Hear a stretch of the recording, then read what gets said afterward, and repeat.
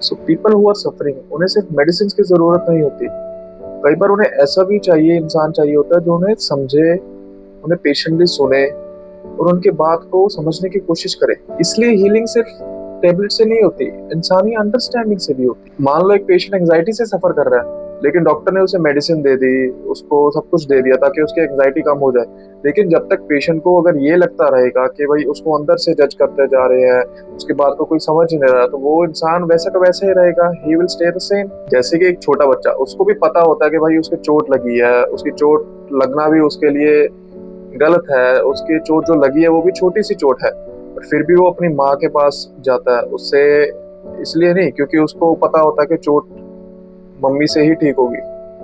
वो इसलिए जाता है क्योंकि उसको माँ की तरफ से एक वो अंडरस्टैंडिंग, एक वो प्यार, वो सब कुछ मिलता है। और जैसे जैसे हम बड़े होते हैं, बड़े तो हो जाते हैं, बट ये कुछ चीजें हमारे में वैसी ही रह जाती है, एडल्ट्स में भी सेम रहती हैं, जो हम आगे जाके किसी से एक्सपेक्ट करते हैं। क्योंकि जो पेशेंट की हीलिंग वो उसी टाइम शुरू होती है जब पेशेंट को ऐसे लगने लगता है कि हाँ अब मेरे को कोई समझ रहा है, कोई मेरे को अंडरस्टैंड कर रहा है। बट अगर हम सीधा उसको ऐसे एडवाइस दे देंगे कि भाई थिंक पॉजिटिव, थोड़ा इसको पॉजिटिव तरीके से सोचो, अपने लाइफ में ये चेंजेस करो, ये तो सबके साथ होता है, और ऐसा मत करो वैसा मत करो, एडवाइस देने लग जाते हैं, तो वो चीजें लॉजिकली तो ठीक हो सकती है, बट इमोशनली पेशेंट आपके साथ कनेक्ट नहीं कर पाता। और अगर वो कनेक्ट नहीं कर पाता, उसको लगेगा नहीं कि कोई उसको समझ पा रहा है, तो पेशेंट ठीक ही नहीं हो पाएगा।